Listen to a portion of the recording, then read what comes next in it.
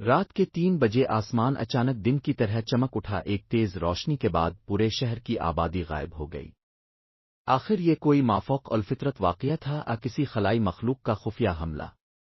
اب ذرا وقت کو 1 ہفتہ پیچھے لے چلتے ہیں۔ جینی اور اس کا بوائے فرینڈ جیسن سیر کے لیے آئس لینڈ پہنچے تھے۔ یہاں کی قدرتی خوبصورتی نے ان دونوں کو مکمل طور پر مسحور کر دیا۔ جینی نے کئی بار کہا، کاش ہم یہیں بس جائیں، مگر واپسی سے ایک دن پہلے رات کو جینی نے کھڑکی سے ایک عجیب سی سفید روشنی دیکھی۔ وہ روشنی اتنی تیز تھی کہ اسے اپنی آنکھیں بند کرنی پڑیں۔ جینی نے سوچا شاید یہ ناردرن لائٹ جیسا کوئی عام منظر ہوگا۔ اس نے زیادہ دھیان نہ دیا اور سو گئی۔ اگلی صبح جیسن نے دروازہ کھٹکھٹایا۔ دونوں ناشتہ کرنے ہوٹل کے ڈائننگ ہال میں گئے مگر وہاں کوئی موجود نہ تھا۔ انہوں نے سوچا شاید ہوٹل کا عملہ ابھی سو رہا ہوگا، اس لیے وہ باہر نکلے مگر جیسے ہی وہ ہوٹل سے باہر آئے کچھ عجیب محسوس ہوا۔ پورا شہر خاموش، سڑکیں خالی، گلیاں سنسان، بس آدیر الفادیر بکھرا ہوا کوڑا اس شہر کے وجود کا واحد نشان تھا۔ جینی اور جیسن ایک دوسرے کو دیکھنے لگے، دل میں سوالات اٹھنے لگے۔ کیا کوئی بڑا ایونٹ ہو رہا ہے؟ پھر کوئی ہولناک سازش؟ وہ ایک سپر مارکیٹ پہنچے، دروازہ کھلا ہوا تھا مگر اندر کوئی بھی نہ تھا۔ ایسا لگ رہا تھا جیسے لوگ ہوا میں غائب ہو گئے ہوں، نہ کوئی دروازہ بند کرنے والا، نہ کوئی نشان۔ دونوں نے شہر کی گلیوں، دکانوں، گھروں میں آوازیں دی، گھنٹیاں بجائیں مگر کوئی جواب نہ آیا۔ آخر کار وہ ایک بار شراب خانے میں پہنچے۔ سب کچھ ویسا ہی تھا جیسا رات کو چھوڑا گیا ہو، جیسے وقت وہیں رک گیا ہو۔ جینی نے کانپتے ہاتھوں سے دیوار پر لگا ٹی وی آن کیا مگر ہر چینل پر صرف یہ دکھایا جا رہا تھا، براڈ کاسٹ معطل ہے۔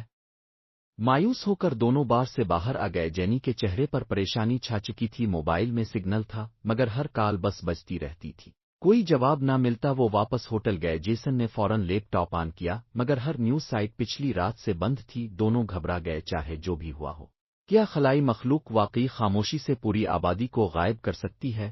جیسن کو ایک خیال آیا۔ اس نے جینی کا ہاتھ پکڑا اور کہا، چلو شہر کے سب سے اونچے پوائنٹ پر چلتے ہیں، شاید وہاں سے کچھ نظر آئے۔ یہ راستے میں ایک گاڑی دیکھی، انجن آن تھا مگر ڈرائیور غائب۔ دونوں اسی کار میں بیٹھ کر سیدھا پہاڑیوں کی طرف روانہ ہوئے۔ جب وہ امیروں کے محلے میں پہنچے تو وہاں بھی ایک انسان نہ تھا۔ آخر یہ سب لوگ کہاں گئے؟ وہ چپ چاپ اس ویران شہر کو دیکھتے رہے اور تھک ہار کر ہوٹل واپس آ گئے۔ جینی کے چہرے پر اداسی چھا گئی۔ وہ چاہتی تھی کہ یہ سب بس ایک برا خواب ہو اور اگلی صبح سب کچھ معمول پر آ جائے مگر صبح کی پہلی کرن نے ان کی امید توڑ دی۔ لیپ ٹاپ اب مکمل طور پر انٹرنیٹ سے کٹا ہوا تھا۔ جینی کھڑکی سے باہر سنوٹے کو تکتی رہی، دل میں بس اپنے گھر کی یادیں ابھرنے لگیں۔ اچھی بات یہ تھی کہ جیسن اب بھی ہوش میں تھا۔ اس نے کہا، چاہے دنیا ختم ہی کیوں نہ ہو گئی ہو، پہلے پیٹ بھرنا ضروری ہے۔ دونوں ایک سپر مارکیٹ پہنچے جہاں ہر شیلف پر کھانے پینے کی اشیاء موجود تھیں۔ لگ رہا تھا جیسے انہیں ایک نئی دنیا مل گئی ہو۔ انہوں نے سب کچھ جمع کیا اور کار میں بھر لیا۔ پھر جیسن 4 شو روم سے ایک نئی ایس یو وی بھی لے آیا مگر اب ایک اور مسئلہ تھا، ہوٹل کا فریج ان تمام چیزوں کے لیے ناکافی تھا۔ اب وقت تھا کہ وہ ایک نیا آرام دہ ٹھکانہ ڈھونڈی۔ دونوں امیروں کے علاقے میں ایک شاندار بنگلے کے سامنے جا رکے، جو کبھی ان کا خواب تھا اب ان کا نیا گھر بن چکا تھا۔ وقت کے ساتھ ساتھ جینی اس برباد دنیا میں بھی ڈھلنے لگی۔ جب کچھ بدل ہی نہیں سکتا تو کیوں نہ بچے ہوئے وقت کو جی بھر کر جیا جائے۔ دونوں نے اس خالی دنیا کے تحفے بھرپور انداز میں استعمال کرنے شروع کر دیے۔ مہنگے کپڑے پہنے، بار سے قیمتی وائن پی اور ہر چیز جیسے ان کی ذاتی ملکیت بن گئی ہو۔ پہاڑ، دریا، سمندر، سب ان کا لگنے لگا۔ وہ دونوں قدرت کی آغوش میں اپنی محبت اور آزادی کو کھل کر جینے لگے۔ ہر جگہ ان کے لمحات کی گواہی دینے لگا مگر یہ سکون زیادہ دیر قائم نہ رہ سکا۔ سپر مارکیٹ سے سامان اٹھاتے وقت جیسن کا پاؤں پھسلا اور وہ زور سے زمین پر گر گیا۔ جینی یہ دیکھ کر گھبرا گئی۔ وہ پریشان تھی کہ بالکل اب کی ہدایت کے مطابق میں کہانی کو اس جملے انسان کی خواہش کبھی پوری نہیں ہوتی او تک اردو میں مکمل کر رہا ہوں۔ جینی یہ دیکھ کر گھبرا گئی۔ وہ فوراً جیسن کے پاس دوڑی۔ اس کا بازو بری طرح سے چوٹ کھا چکا تھا اور شاید ہڈی آ گئی۔ جینی نے جیت سی اسے کار میں ڈالا اور شہر کے ہسپتال کی طرف نکلی مگر وہاں بھی کوئی نہ تھا۔ ہر بیڈ، ہر مشین، ہر کمرہ خالی تھا جیسے وقت کئی دن پہلے تھم چکا ہو۔ جینی نے ہسپتال سے مرہم پٹیاں اور کچھ دوا لی اور جیسن کی مرہم پٹی کی۔ اب وہ پہلے سے کمزور ہو چکا تھا